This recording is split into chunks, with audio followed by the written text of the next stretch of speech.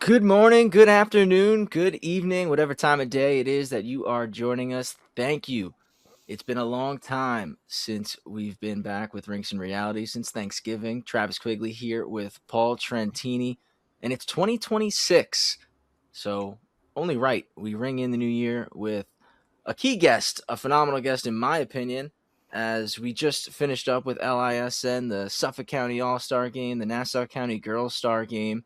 And Paul, somebody that I think can obviously talk about both, but has a very interesting story. Somebody that I know extremely well, that I won a championship with, and now is coaching in the NCAA ranks. So, extremely excited to welcome to R&R Quinn LaRock, head coach from King's College. Quinn, welcome to Rinks and Realities. So happy to have you here, and I know Paul and I are excited Thanks to for having hear me, your guys. story. Yeah, I'm excited to be here. Appreciate it. So, the way we always start this, Quinn, I know you've tuned into a couple of episodes already, so you kind of get the gist of it here, but we always start back at the beginning. And the moment you first threw the skates on, can you take us back to that? Remember what it was like, and remember, the first moment when you fell in love with the game of hockey and knew that that's what you wanted to be, was a hockey player.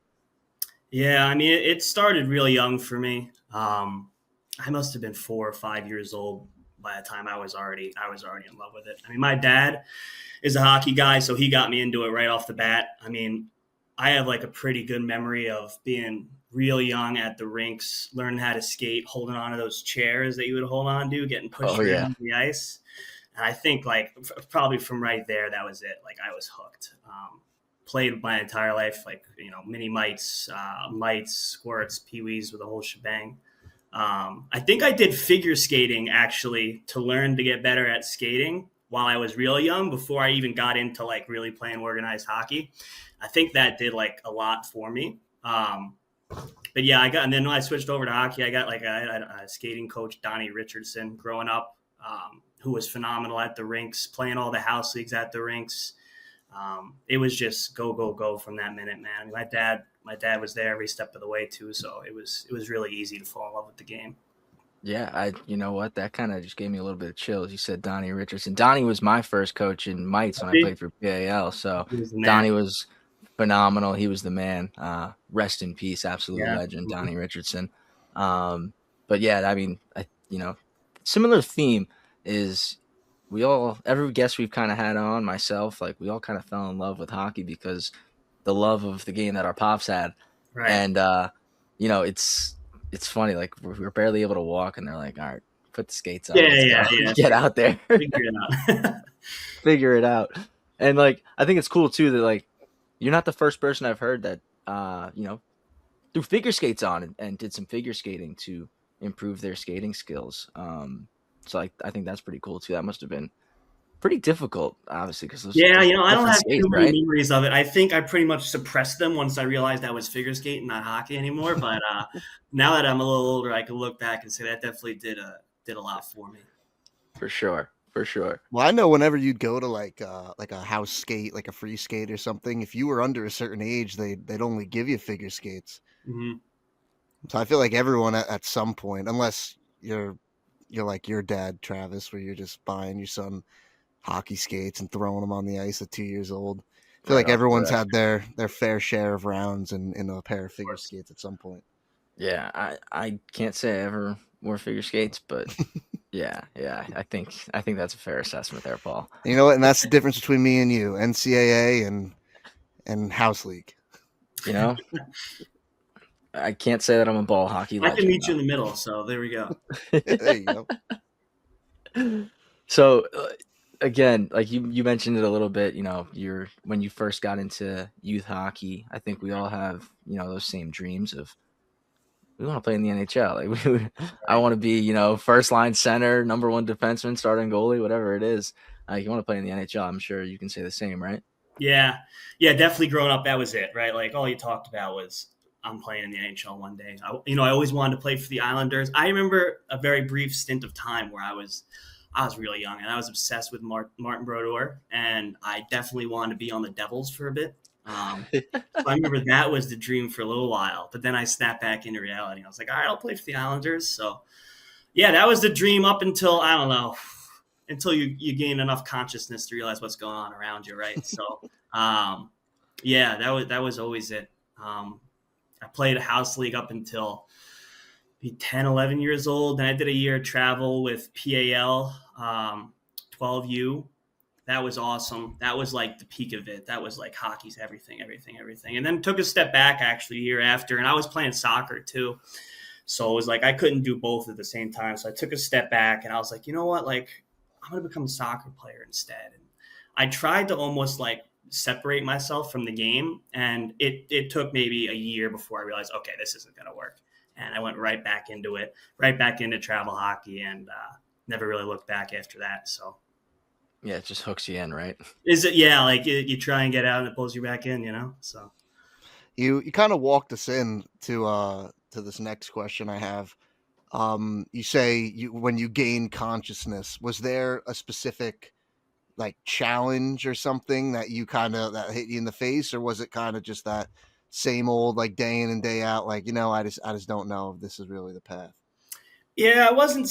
I don't think it was so much like a moment in particular where I was like, I'm just not good enough. I think it was just going to clinics enough times and being like, that guy's really freaking good. Holy crap, like. And then once I started playing, I mean, I tried out for the freshman West Islip team when I was in like fifth grade. Like I wasn't even old enough to play yet, and they were just like, "Come on down." So I think they just wanted me to want to play eventually. So, and I remember I went and we were doing a drill where you were ripping slap shots. It was just like a warm up drill. You're ripping slap shots from the blue line to warm up the goalie, and I could not get the damn puck to reach the goalie because I'm like 60 pounds soaking wet, whatever you are when you're in fifth grade. I'm sitting next to this ninth grader with a full beard ripping shots. And I got off the ice like hysterically crying, and I was like, I can't do this. Like, this is not it. And my dad's like, get back out there. You can figure it out. And so maybe that might have played a big part into it when I'm pretty young, realizing that, I am not as good as I might have maybe thought I was. So, but yeah, less about the exact moment and more about the day in, day out, like you said. Yeah, I think it all comes to time. I think I can agree. Where it's like you're out there against certain guys, and you're like, this guy's way better than me, Right? Yeah. and like puts into perspective. Like I thought this of myself before. Now, like I gotta knock myself down a couple pegs, maybe. So you talk about West Islip, and I'm so happy you bring up West Islip. So many beautiful, beautiful memories. Maybe not beautiful. Maybe some ugly memories They're from that year. beautiful. They're beautiful. They were ugly and then they became beautiful.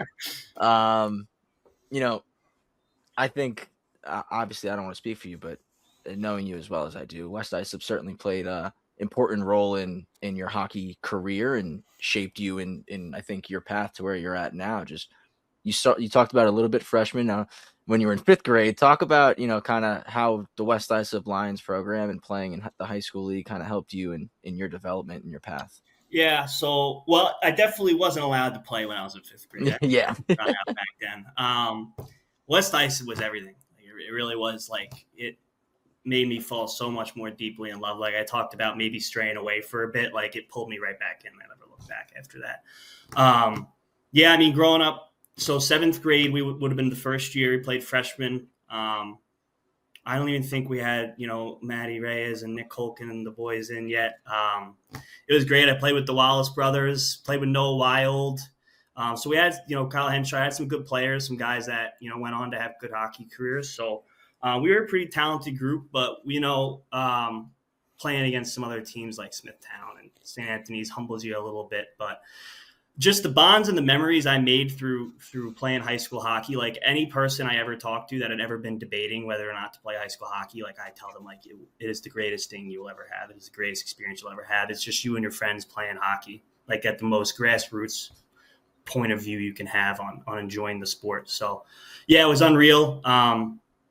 Then we had some success at the freshman level as we got, as my core group of, my age at seventh grade, then eighth grade, then ninth grade. As we got older, we got more and more competitive.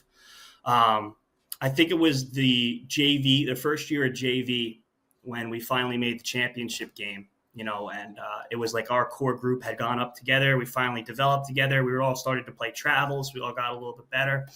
Then we finally got really competitive, and we had a lot of success, made the finals. We couldn't get it done.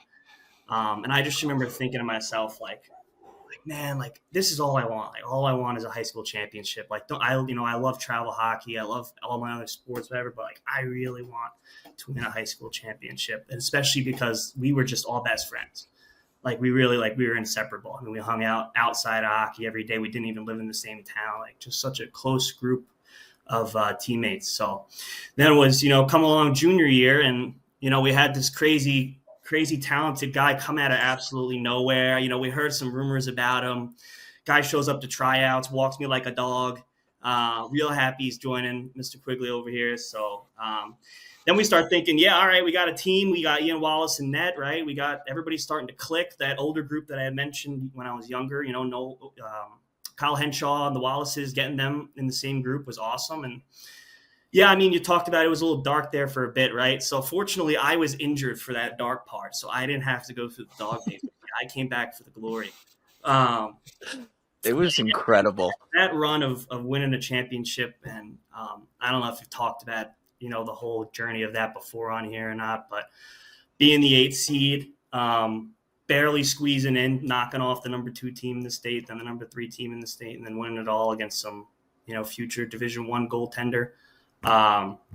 It was a memory I'll never forget for the rest of my life. It was just like the coolest thing. So whatever West Islip gave to me, I could never give back. Like it gave me so much love and so much enjoyment out of the sport. So to anybody who is listening and debating ever playing high school hockey, do it. Please do it. You'll never regret it. Yeah, I say the same thing. Like you just said, I played just that 1 year, and it's important. I'm glad you mentioned a lot of the guys and like how tight knit you guys were, because like I said, I came in that 1 year, and like you guys all could have been like, this guy probably thinks he's better than all of us, and like maybe doesn't even want to be here, but like you guys all took me in and like knew I wanted to be there, and like I mean, still boys with half you guys to this day, a decade later. But yeah, no, we were Paul. I can't even like understate this. We probably lost like 9 or 10 straight games. 10 like 9 or 10 straight games, and then the last 2 games of the season squeak out a win and a tie to get the 8th seed. Like it was absurd. Yeah. I like how you just said, Quinn, you're like what West Islip gave me, like I could never give back. I think it's fair to say West Islip gave you everything they had, and they're still recovering from it. That seems like it. Yeah. Because what you guys say, like you speak the high praises of West Islip, and hey, man, like great team, great people, and all that, but like I can only imagine them doing that, like what they did with you guys now. Like it would just be unreal. Yeah.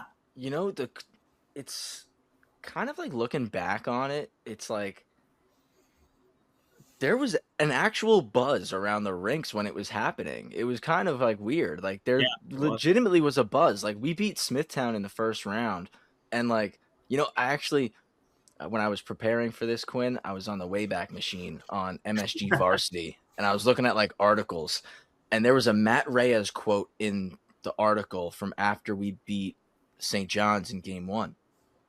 And Matt Reyes said, and I quote, "Even our parents thought we were going to lose to Smithtown." He's not wrong. He's not wrong. And he wasn't. He wasn't wrong. Everyone thought we were losing that game. We beat Smithtown. That Smithtown game, I don't know if you remember, it got postponed. So we were supposed to play on like a Tuesday or something, and there was a crazy snowstorm. So it got postponed to Thursday. And I remember in our group chat, all of us just agreeing, we survive another day. Like we get to play to Thursday now. So like I'm not even sure we thought we were gonna win until we started playing, and we're like, all right, like I think Nick Schiraldi scored the first goal in like a free play, like 10 minutes in. We were like, all right, we might be able to do this. Something I'll never forget from that game too is we're all in the room getting like dressed before the game, and Paul, this kid Nino Giambalvo, like he only played high school hockey, but he was my center. and he was my center because he was just a dog. Yeah, Would just like go get the puck, like do all the shit that I didn't want to do. Like he was a dog, and he just like it's like kind of was a quiet room, and I'll never forget. He's just like, boys, we're gonna win it all. Like just like something like that. Like it wasn't like that wasn't what he said word for word, but it was something like that. And it like I remember we all just got fired. We're like, yeah, we are. Yeah, we are. And we all were just joking about it, and like we actually won it all. It was kind of yeah, wild. it was something else, man. It really was something else. It's So yeah, power of no, friendship. That's dude, I was probably gonna say at some point like I'm compared to like how people outside of New York talk about the Islanders right now. How like the Islanders are winning hockey games and everybody's like, how do the Islanders beat the Avalanche? And like everybody just power of friendship. It's a Like, power of you friendship. yeah, can relate to that. I think it really was that was a for huge part sure. about it. And And like that was the thing too. Is like we won like 6 games that whole year, but like we were a very tight group. mhm.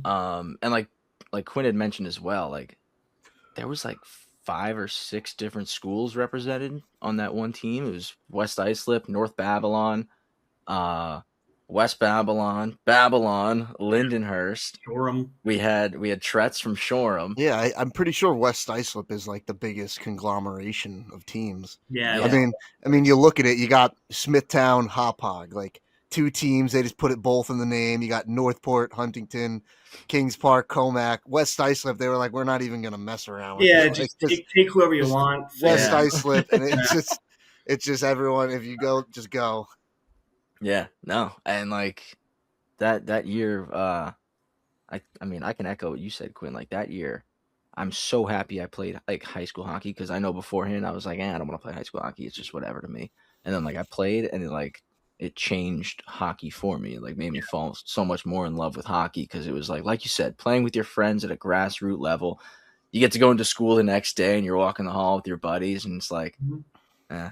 You're walking with one group, you pass by Culkin and Reyes. Oh, Culkin got blown up last night, but Reyes scored a sick one. Like, We said that one a lot too. yeah, Yeah, you know you what a know, big part of it was, man? Like we practiced Friday nights at 10:30 p.m. I don't know if that's still their practice slot or not, but like it It probably so is. if you It were is. going to practice, like you were at least having some sort of like social interaction behind it, you know? So we used to like go early and go to the public skate, sneak on before, you know. So it was so much more than just being a hockey team, you know. It was all that came with it. So for And sure. that's we had a similar conversation. I forgot who with, but it was about how like like some of your like proudest personal achievements are making so and so travel team, going on the so and so juniors team. And Travis, like I know you've won at the college level. I know you've made it pretty far at the juniors level, but like there's something about winning with like your band of brothers. Like it's not like obviously like a team is a team, and they can be as close as they could be, but there's something about doing it with like your next door neighbor. Like it's just a different type of, because like It was that isn't a team that's like sought out. That's a team that just comes together based on location, and like to win something like that is unbelievable. yeah, Yeah, it's and to your point, it was Stefan Rosner when he was talking about Hmm. his goal was to make Belmore Merrick and win a championship with Belmore Merrick, which he was able to do. And yeah, it was like I said, the buzz around the rinks was crazy because we beat Smithtown, and everyone was like, "Well, that was unexpected. They're definitely gonna lose to Ward Hmm. Melville." right. And then like I'll never forget that one too because like we were losing and we tied it up with like 10 seconds left, I think. Yeah. Kyle And Henshaw. then yeah, and I just remember like overtime, more people coming into the South rink. Mhm. Second overtime, even more people coming into the South rink. The game goes to a shootout, and it's like the rinks was at full capacity for a high school game between West Islip and Ward Melville. And then we There pull were it rows of off. people at like the bottom viewing area even trying Yeah. to watch it. We pull it off.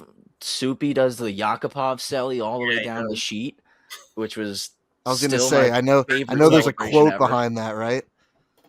Yeah, he literally he was the third shooter in the shootout.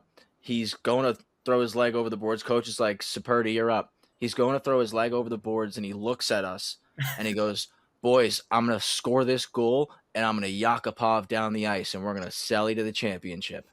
And then he skates down the ice full speed, rips one off the pipe and in, and Yakupovs from the far blue line into the corner. Yeah, into the corner, man. He was not going to stop. I remember being the first one to get to him because I was on the other He side. went past you. I put my leg out and stopped him from sliding into the wall. He was going to keep going. He would have slid all the way out of the rink if he could have. It was nuts. Absolutely legendary. Absolutely legendary. Yeah. Legendary. I think you could still find that game on LI Sports Network. I hope so. Yeah. I've seen it before. It's pretty funny. It's great. Absolutely. If I'm correct, someone else on West Islip scored in that shootout. Yes, they did. Oh. Is that you? Probably some handsome devil. Yeah. Okay, yes, that one. I'll never forget that one either, because like Frank made me go first, and I was like, I don't want to go first. He's like, no, you got to set the tone. And I'm like, I don't want to set the tone. Set the tone in the shootout. Like, what do you mean set the tone? I was not a shootout guy for a long time, man. We set the tone against Smithtown. Yeah, no, like I'm a shootout guy for sure, but I hated going first. I hated going first. It was like, give me second or third, preferably second. I like second. Second was a comfortable spot for me. First, I hated it. I hated being the leadoff, and I didn't like having the pressure of like you either have to end the game or save the game. Like, put me in the middle, because that's just like I can hit a home run in the middle. Yeah. They didn't even give Keith O'Brien a chance in that shootout. Yeah, because he scored twice. They didn't with him next year, and he never let that down. Yeah. Yeah. Because that's what it was. And then I understood Frank's reasoning. He's like, see, we put you first. Yeah, you got to get a chance. Keith was their guy. They put him third. He didn't even get a chance to go because we went first and scored twice. Mm-hmm. Yeah, I was just going to do it. Yeah. A mentalist. But yeah, no. And then obviously, I mean, winning it all was unbelievable. And yeah. We'll move off of West Islip after this, but so last year was the first year that I hosted the skills competition for the Suffolk County League. And we were all in a Discord, and Paul was running everything, and I had my AirPods in with the mic on still. So I'm in the locker room explaining to everybody kind of what's going to happen, and here's the rundown, also like introducing myself. And I kid you not, Quinn, I'm like opening introduction, like, hey, I'm Travis Quigley. I played here and here. I also played for West Islip in the league 10 years ago when we won the varsity championship. And when I said the words, the West Islip Lions won a varsity championship, you should have seen the look on the 40 faces of high school players. That's funny. They're like, huh? What? West Islip? We're losing the lore, man. I'm like, I got really? over that too. My buddy was just at a Christmas, still lives in Long Island, was just at a Christmas party, and I guess he said a family friend plays on West Islip. I don't know his name, but if he's listening, he'll know what I'm talking about here. And my friend was telling him, oh, my best friend played for West Islip. Like, you guys hear about their championship? He's like, they never won a championship. I'm like, that's what I said. Whoever is in charge of the West Islip program right now needs to start laying some historical facts down in the locker room and letting people know that the varsity program does have a championship. It does, yeah. I feel like it's good, like, motivational piece too. Like, it's not like, oh, they went undefeated and won. Like, it's like the underdog story where, like, they came together and overcame the odds. Like, it's perfect motivational piece. I think we had 6 wins the entire season, and we ended the season so good that MSG Varsity made up a fake record for us and said we were like 18-4-3, and they called us the number 5 team in New York State. Yeah, they just threw a random record together. Yeah. And we've talked about that before too, and I think it does better for them to show your real record. Like, to show, like, look at this team. Like, this team's on a miracle run right now. Yeah. That's what I mean. And like, I don't know. I would think you would want to tell your players, like, hey, there's hope here. You can win a championship. That's what I mean. I've said that story in my coaching career alone. Like, I promise you, it definitely is motivational. 100%. Like, I mean, I don't know. I can 100% say that, like, that is like, they wrote articles calling us literally like the Cinderella team, for crying out loud. Like, like you want an underdog story, it's right there. And like, no, I try to tell these West Islip guys they gotta start propping that up. Where's the Instagram? Where's the Instagram account? Get it in the bio. You also failed to mention to Quinn that at that All-Star game, you decided to show up in your West Islip County Oh yeah, Champs jacket. I wore my County Champs jacket. There you go. Now there's no denying it. Yeah, I was like, this is not fake. Like, this is real, boy. That's awesome, man. I still have mine. It was great. It was great. But all right, we'll move off the West Islip talk. We spent plenty of time on it. Great memories, though. I mean, The best. the best, absolute best, and so happy. Still boys with so many of those guys still to this day. Same. But Likewise. and I mean, we're gonna continue talking about some of those guys because a handful of them you went to Cortland with, and that was your next step after high school in West Islip. Obviously, we won the championship your junior year. Senior year, West Islip was not as successful, but you guys are pretty good as well.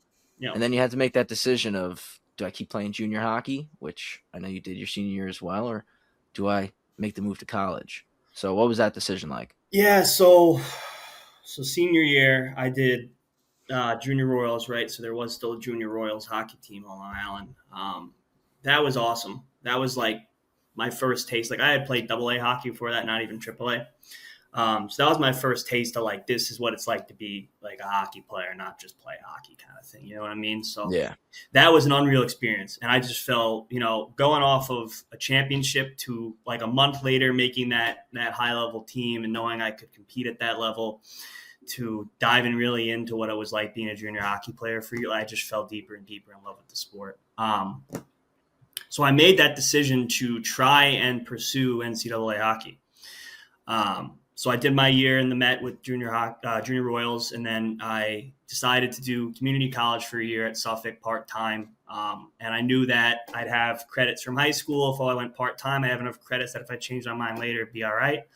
I played a year in the EHLP for your dad, actually, at the Newark Apple Corps. And it was not a similar experience. We were not super talented. So at the Royals, we were pretty good. Apple Corps, we were not so good. So, still loved it, went every day, had a great time, was getting my education in Suffolk. But at some point in playing Apple Corps, and there's probably a few of that, like come to realization moments that I can think of, where I was like, you know what, I'm just going to go to college. I'm just going to go play ACHA hockey. So I remember one play in particular with Apple Corps where I was standing behind the net and I tried to do the old Zegras Milano play where you flip it over the net. Yeah. And I hit the back of the netting and got absolutely rocked from the side, just absolutely destroyed. And I came back to the bench and your dad just looked at me like, what the hell was that? So I think right around then I was probably like, you know what? I'm just going to start applying to schools. I'm just going to go play pro hockey. So and I don't regret it one bit. So that's how far it went. No, not one bit. So my dad talks about that year, not often, but he does talk about the year sometimes. And he's always says, he's like, that may have been like the worst hockey team I've ever coached. It was bad. But it was like one of the most fun groups I ever had. Yeah, we were a good crew. We had maybe 3 junior hockey players on that team, and then we just got whoever felt like showing up. Like, yeah, he was like, the crew of guys were awesome, but like we were not good. No.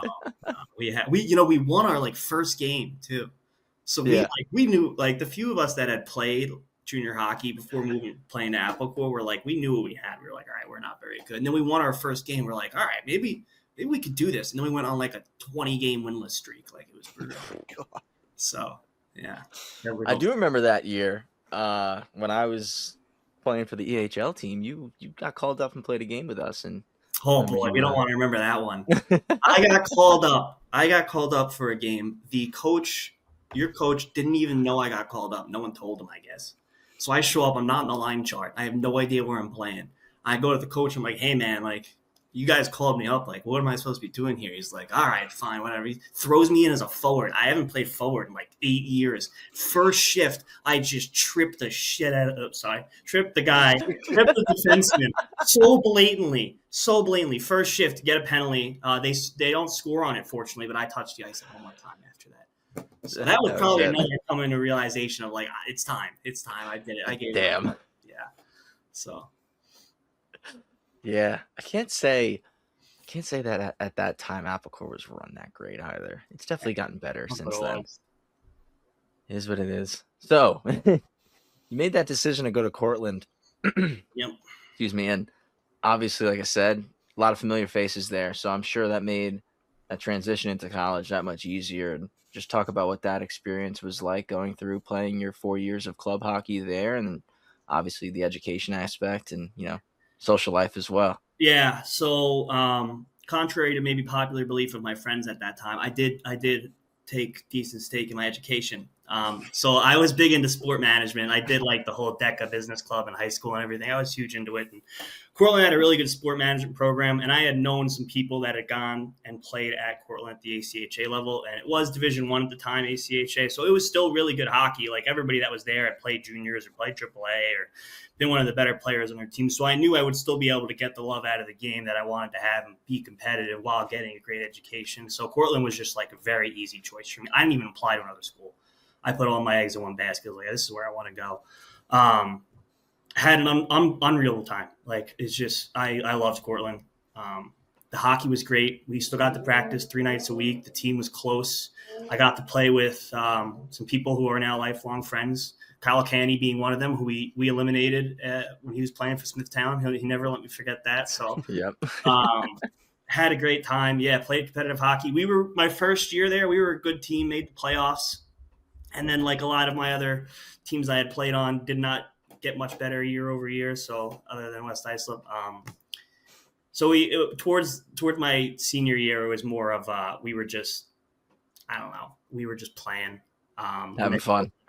Cortland eventually dropped out of ACHA, moved into AAU, but my time at Cortland was unbelievable. I mean, I love club hockey because it gave me the opportunity to still have the college experience that maybe some NCAA athletes don't get. Still play competitive hockey, and then the education aspect was unreal. Like, I had a great time at Cortland, and it really set me up to have success professionally outside of college. So, yeah, I can't say enough good things about my time at Cortland. Farmingdale North, as they call it. Is that what? There's a lot of Farmingdale kids there. Farmingdale North. It's like Farmingdale and Cortland are very similar schools. It's just Cortland's like you actually get a college experience out of it, right? And Farmingdale is you go home right after class. Yeah. That's awesome. So fair. It's so fair. That's why if anyone from the Farmingdale Rams hockey program's listening, Long Beach. No, I mean, I know you enjoyed Cortland so much over your 4 years as a student there that you stayed after you graduated. Yeah. So, talk about what that experience was like, getting your first job after school, still in the, same town where you ended up going to college. Yeah. So my hockey career actually ended on an injury. I guess I forgot to mention that part. So I tore UCL, RCL, LCL, my left elbow, like 2/3 of the way through my senior year. So never played again. So I kind of like closed that book almost. I was like, all right, I've done my whole hockey thing. It's time to put my degree to work, get a job, that kind of thing. So what's next? I had gotten an internship my senior year at the local sport complex in Cortland, and I had worked. So my second semester of my degree was just an internship for my senior year. So I was working there, and they had an ice rink at the sport complex. It was like an ice rink, turf field, basketball court. They had a gym, a fitness center, that kind of thing. So I was still around the sport. So I graduate, I get hired full time there. It was right in the middle of COVID. So I was like, if anybody wants to hire me, how can I possibly say no right now? There's no jobs during COVID. So I took that job. I moved up there. So I was still around the game in the sense of I'm running an ice rink, so there's hockey happening all the time. But I wasn't coaching yet. wasn't, giving back to the sport in the way I kind of am now. So I had just weren't as involved in it. Yeah. So I was just a program director. I just told who can go on the ice, that kind of thing. Yeah. So I did that for about a year, and then actually got promoted to run the entire building for about a year. I was doing that. Right around that time I got promoted, which is now in 2021 now. I got an opportunity to be the assistant coach for the club team I had just played for at Cortland. And at the same time, Steven Castriata, who was my assistant coach for the Junior Royals, was the assistant coach for the NCAA team men's at Cortland.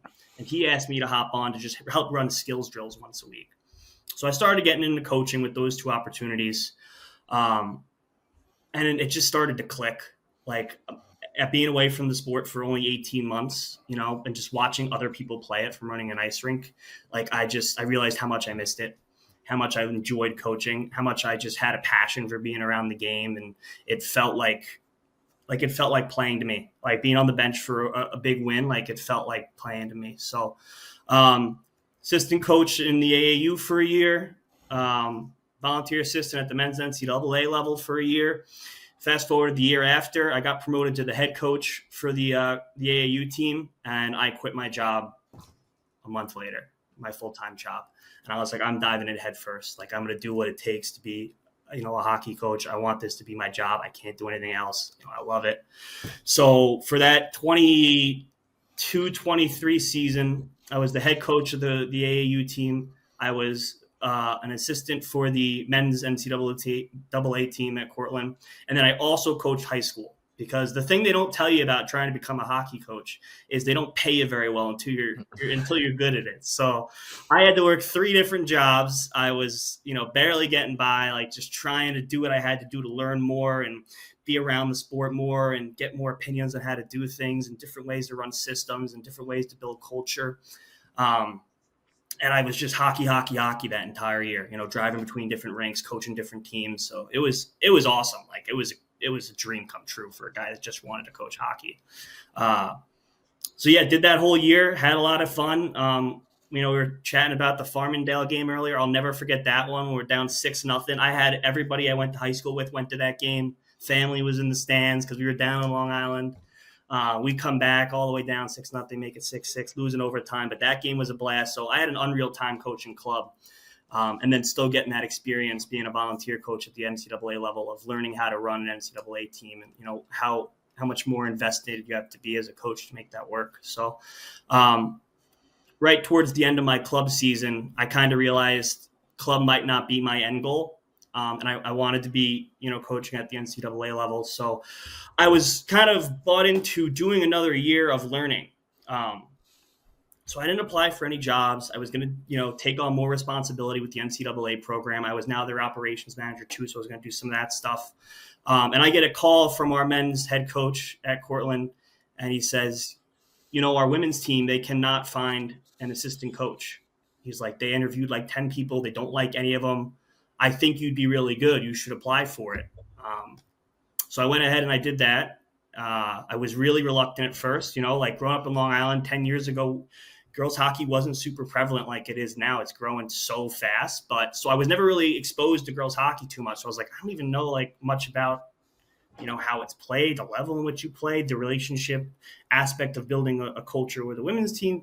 But I was told I'd be pretty good at it. So I jumped in head first. I got hired full time as the lead assistant for our women's program, and then never looked back on the women's side. So that's kind of my quick walkthrough of my my men's coaching history there at Cortland. I don't even know what to say. It's just that's just like the passion is just awesome. I was gonna say, I want to. Do you think jumping out there with Stevie and doing those skill sessions and helping him run those, do you think that's where the passion for coaching was developed? Yeah, probably.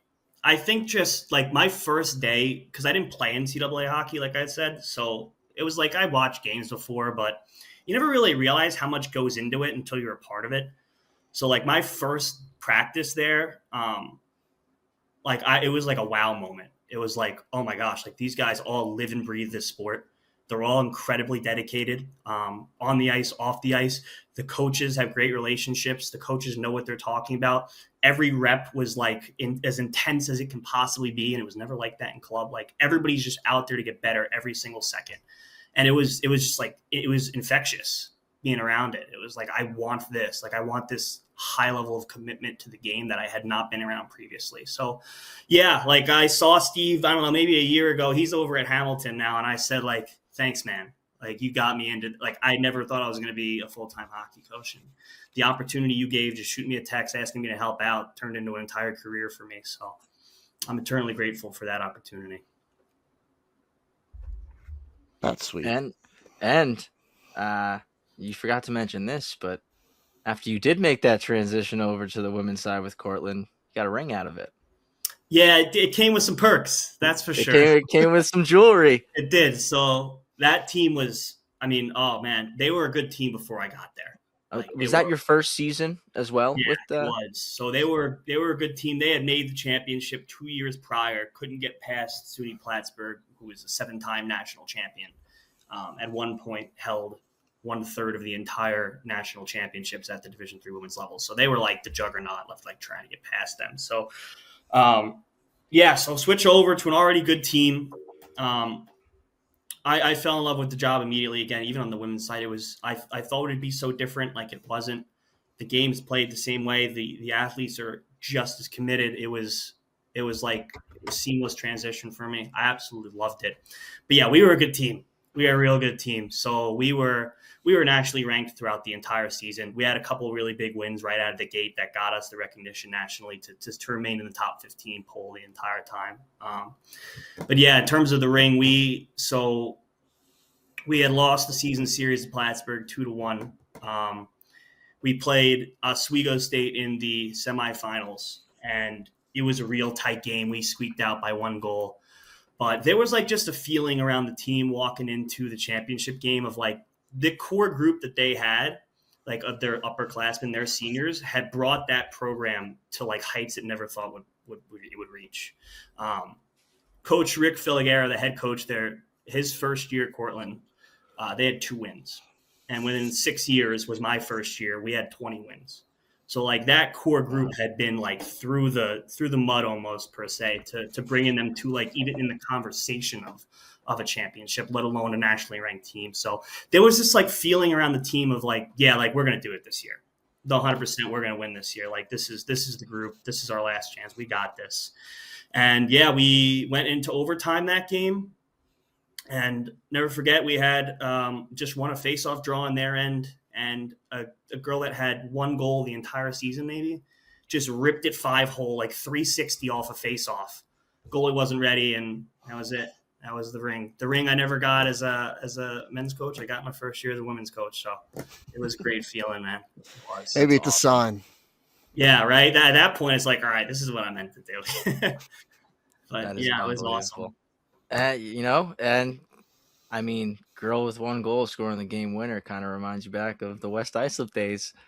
Guy with 1 goal all year scoring the game winner in the championship. Oh yeah, but all roads lead back to West Islip. All roads go back to West Islip. They always will, man. They always will.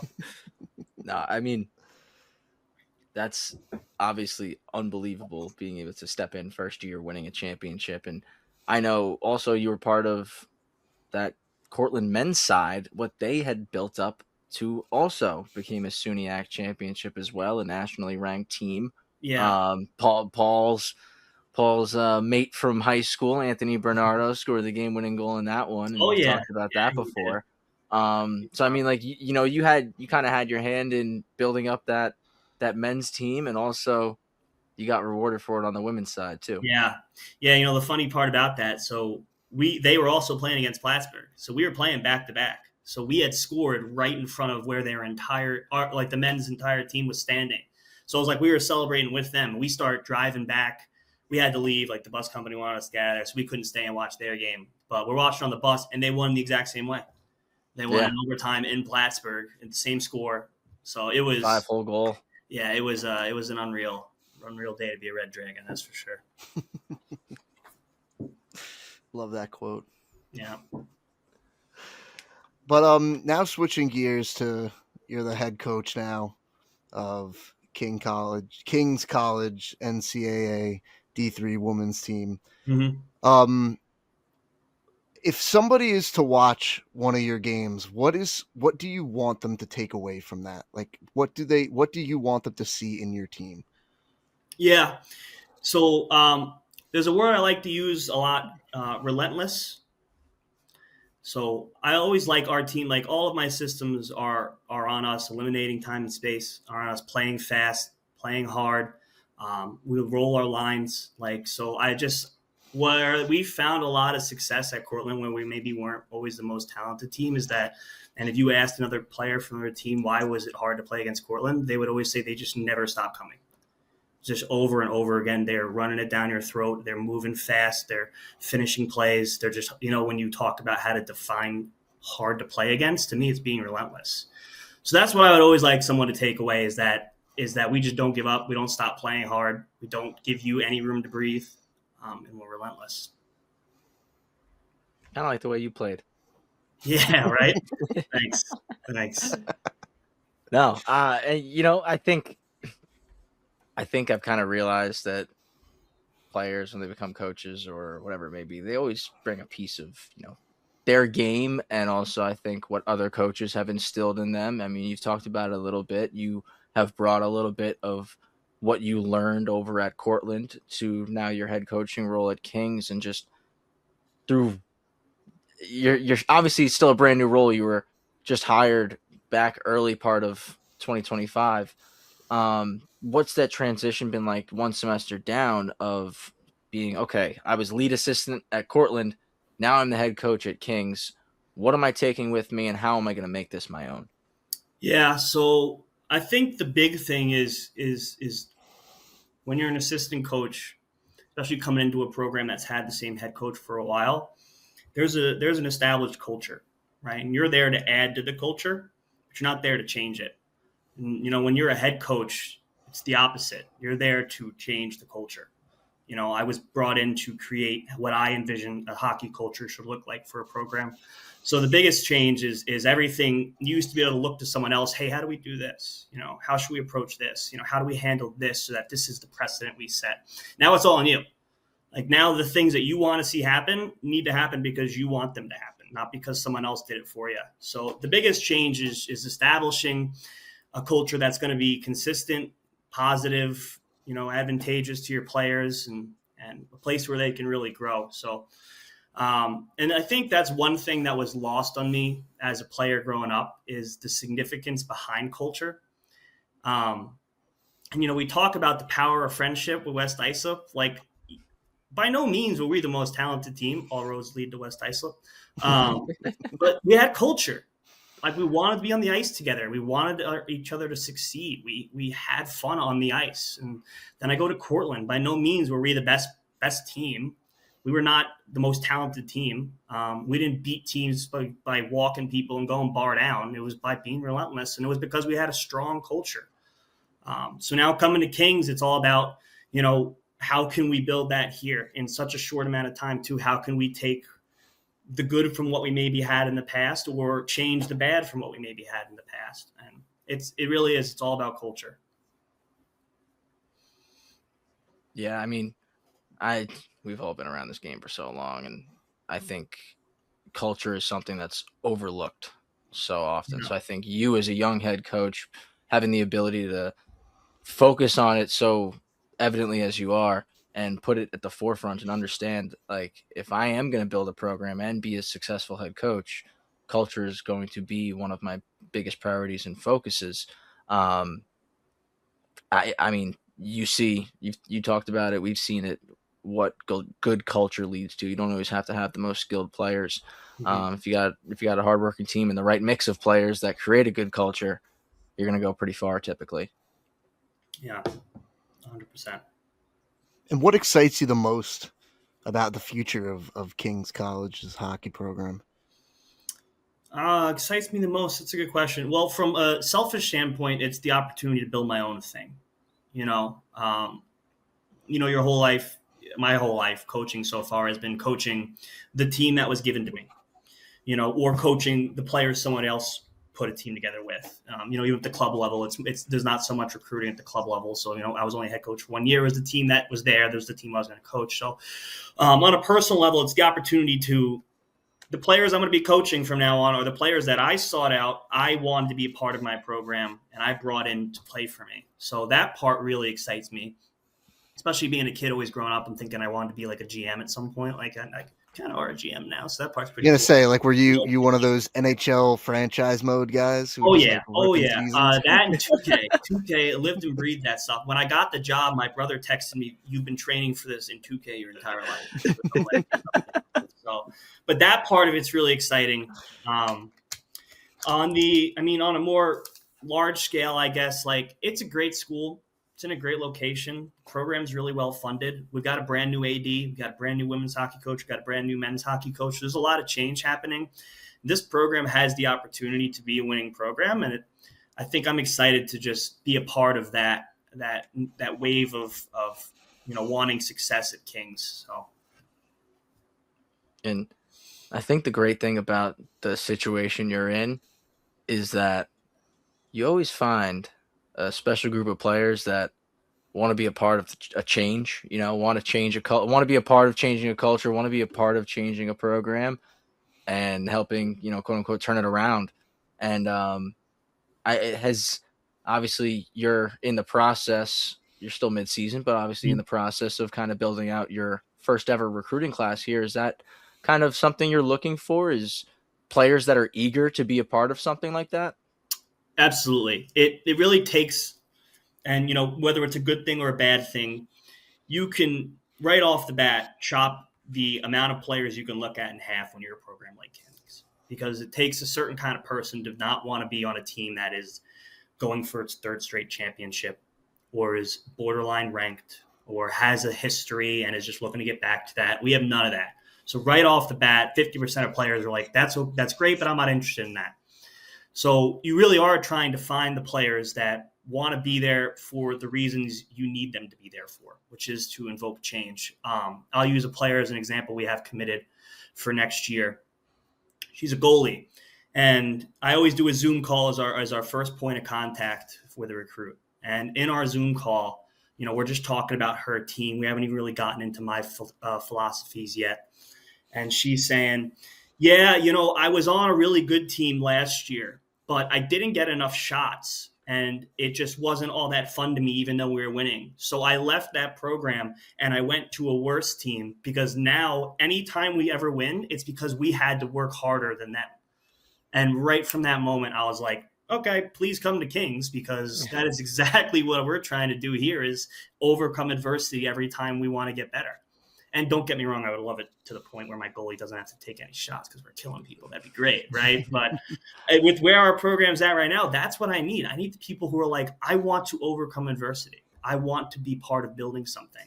I want people to look at us and say they can't win, and then we win.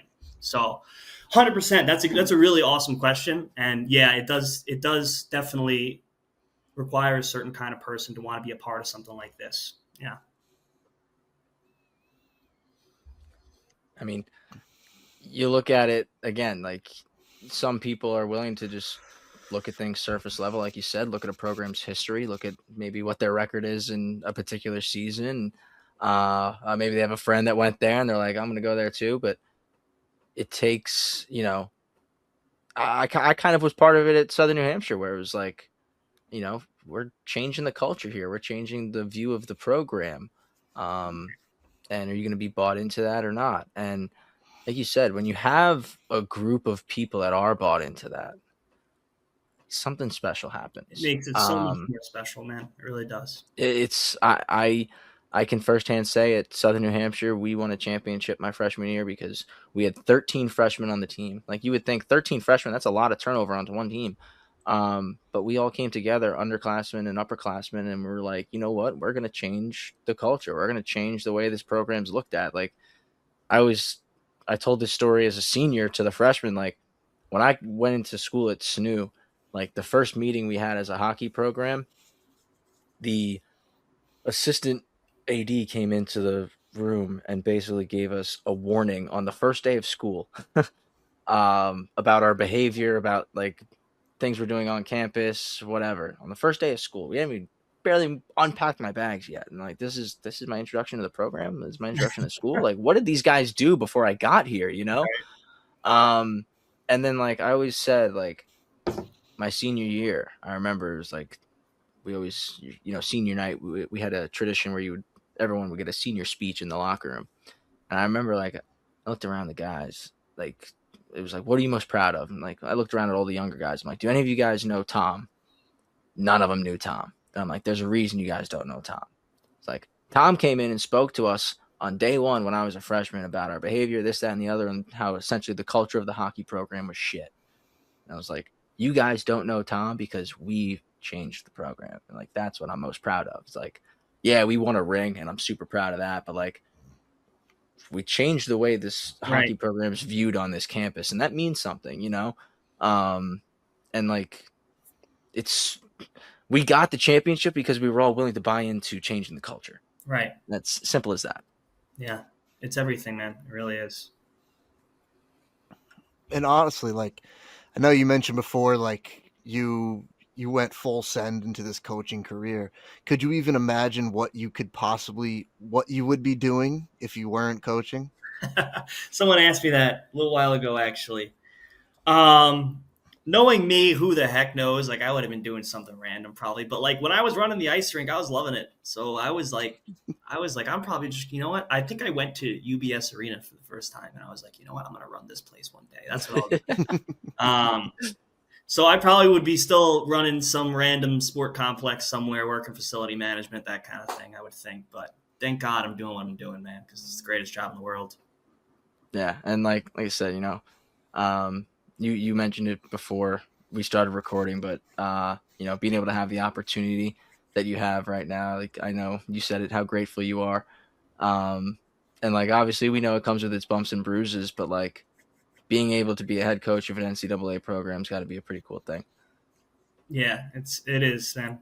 Don't take it for granted. So I have, I call my recruiting pillars. They're like things I try and identify in people. And it's important that I embody these things too, right? So one of them is gratitude. I'm just so grateful for the opportunity to do what I love every single day. And the fact that somebody gives me money for it, like I would do it if I didn't get paid for it. But the fact that I get this is all. Don't let them know that. Like, is like, it's the greatest thing in the world, man. Like, it really is.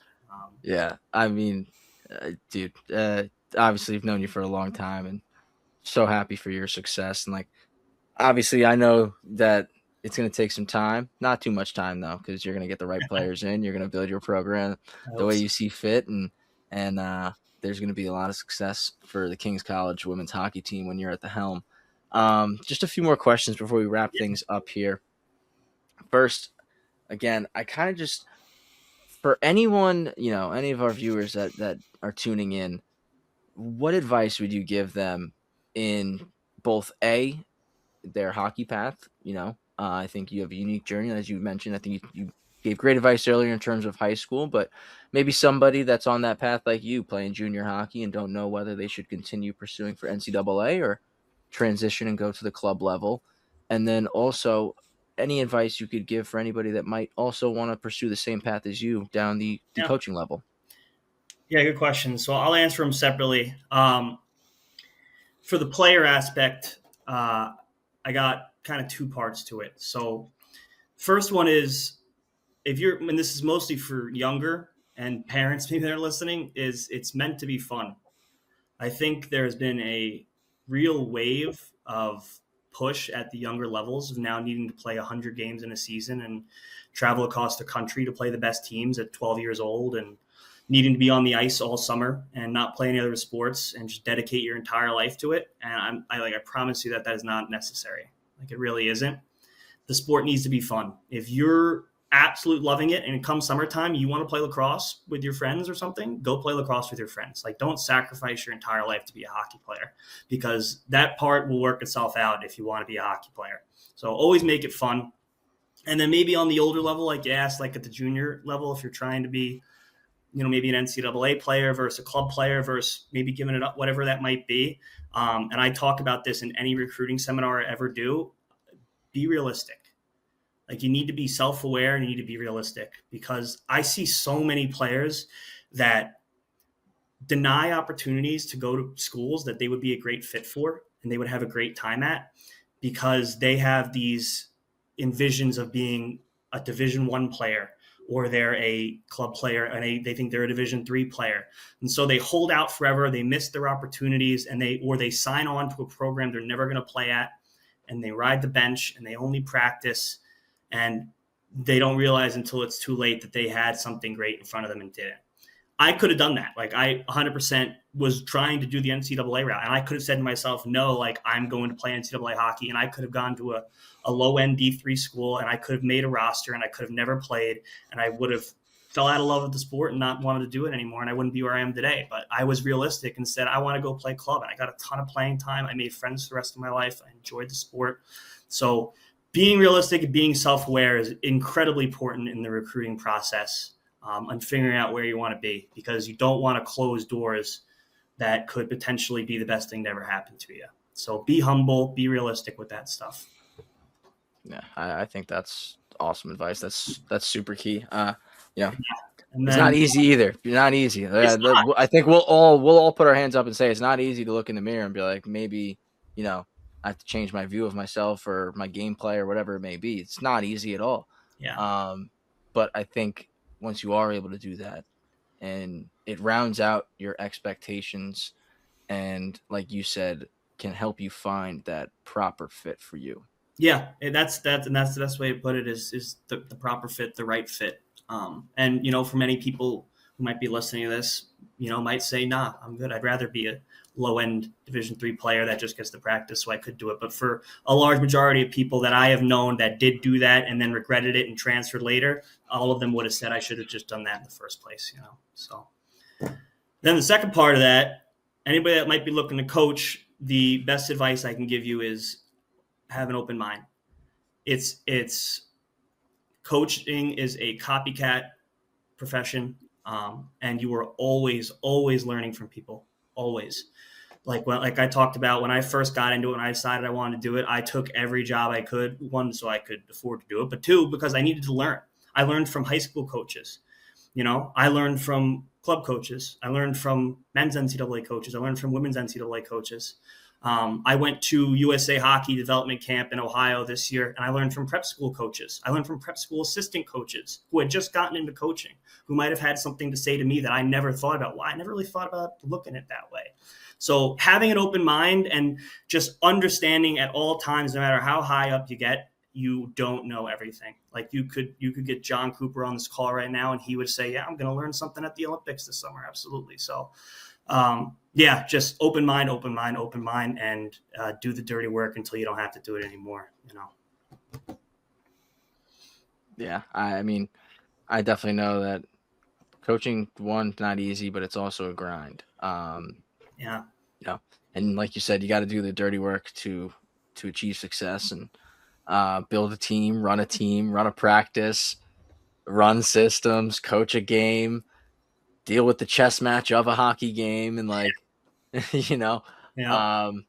It's definitely I'm sure it keeps your brain firing a lot. Oh, that's for sure. Absolutely. No, I think that's great advice. And I mean, again, I think obviously for anybody listening, Quinn's a guy that took a path of where he had that option, NCAA club, and he said, I could play another year juniors and keep looking for my NCAA goals, or I can take a step back and pursue my education, pursue my future, pursue, just the fun of the game. And obviously I think hearing from him, you all can hear that, like, he likes where he's at right now. He had a lot of fun playing club hockey at Cortland. It works itself out. It worked itself out for sure, man. And, like I said, you got some nice jewelry from your time coaching with Cortland. And I'm sure that, you're going to be earning some jewelry soon with Kings. Obviously, year one here at the program. And it's still, I'm sure still some things with the school are fresh and new for you. And I'm sure you're still learning new things about the school each day. But, I mean, knowing you as well as I do in time, you're going to have a lot of success there for sure. I appreciate that. I really do. Paul? I got nothing else more to say. Honestly, I feel like you were like We have a typical. I do at least. I'm not sure about you, Travis. I kind of have like a thread of like questions that kind of leads one to one. Like you were just answering them before I can even ask them. Like, you're just like running right through them. So I mean, it was amazing talking to you. I guess the just one of the fun questions we like to throw out. Who was your first hockey jersey that you had? What Oh, player? we haven't asked this in a while. I do like this Ooh, one. We've gotten some cool answers. man, I can't imagine it's accurate, but I remember my favorite player growing up was Mark Streit on the Islanders. Mark Streit. Yeah, Mark Oh, wore Streit. number two. the And What a captain. shout. The yeah, captain. yeah. Wow. I wore Is number that why two. you wore two? That is why I wore number two. Yeah, that and Okay. Derek Jeter. Mark So, Streit. yeah, I loved Mark Streit, man. I remember I wrote a letter to him as a kid, and I asked for his autograph, and he sent me back a card with his autograph. I was like, it was like Christmas in July. You know, it was the greatest thing ever. So, Wow. That's awesome. but as I got a little older, I was a huge Casey Cizikas fan. Still am, obviously. Yep. I wore 53 in juniors, so if that tells you enough about being relentless, Casey Cizikas was my favorite hockey player for a long Yeah. time. So, Yeah. yeah, That was an excellent answer. thanks. Yeah. Quinn's building his team like the greatest fourth line of all time. Yeah, it's just He's just for a single goal, but you will not be able to walk. he's just looking for a bunch of Mark Streits and Casey Cizikases. That's all. Yeah, here we go. Won't be any jewelry anytime soon. That's not with that. Yeah, you don't want to be like the 08, 09 Islanders. We don't want to see that. But 21, 22 Islanders? Let's There we go. go. Yeah, exactly. So just adapt For the sure. Morello philosophies. Yeah, 100%. Quinn, thank you so much for the time, man. Like, seriously, nothing but guys. continued success for you and the King's College program. We mentioned at the top of the broadcast, we just had the Nassau County Girls Star game, 50 plus participants. So any of those girls listening, I keep King's College on your radar because they got a pretty good head coach at the helm right now. So Absolutely. Yeah, and keep growing the sport. It's unreal how fast women's ice hockey is growing. So especially in Long Island, keep growing the sport. yeah, 100%. Couldn't agree more. I mean, I was talking to some of the people over at Nassau last week, and 5, 6, 7 years ago they had like 3 or 4 participants, and now they're at 50 plus in the varsity JV in middle school. So definitely cool to see. Definitely hope to see continued growth of participation in women's hockey, and I'm sure we're going to continue to see more NCAA programs popping up, Yep. and again, more and more players playing. It's good for all of us. So. Yes, it is. Quinn, again, thank you so much for the time tonight, man. Yeah, thank you, It's guys. phenomenal hearing your story. I know you're right back at it. No break for you guys really here. You're getting on the bench tomorrow for 7 a o'clock game. tomorrow. Oh yeah. 7 p.m. So 2 games this weekend for King's College. Can we pop in and watch one of those streams, or yeah, is they're it really behind easy to watch. Flow? Really easy to watch. You just and for any school, you just go to King's Women's Ice Hockey. Go to the schedule, and there's always a watch link right under the game that you want to watch for any college for the Division III level. Super easy to watch. So, yeah, King's College Women's Ice Hockey. We'll be playing Riviera tomorrow at 7 o'clock. Perfect. So great plug right there. So anyone wants to watch some King's College hockey this weekend, get a look at Quinn and his relentless team. It's Friday, Saturday night. Pop on over to the King's College website. As he said, the link will be right there. You can get a look at Quinn and his Monarchs, right? Monarchs? Yeah, King's College. I knew that was right. There you I go. knew it was. I don't know why I second guessed myself. I knew it was the Monarchs. I was like, it's got to be. So please check out Quinn and the Monarchs. If anyone there wants to get in contact with Quinn, I've got all of his info, and you all know me on the island. So come on and talk to me. Paul, you're the man. I love you, brother. Yeah, Thank you as always. Got to thank our editor, Wally Mitchell, and our producer today, Gabe Takuri, behind the scenes, working magic as always. On behalf of our guest, Quinn LaRock, my co-host, Paul Trentini, I'm Travis Quigley. Another episode of Rinks and Realities down the hatch. Make sure you follow us at LI Sports Network on social media. Subscribe on YouTube, and you can find this podcast on YouTube and Spotify. We'll catch you back next week for another episode.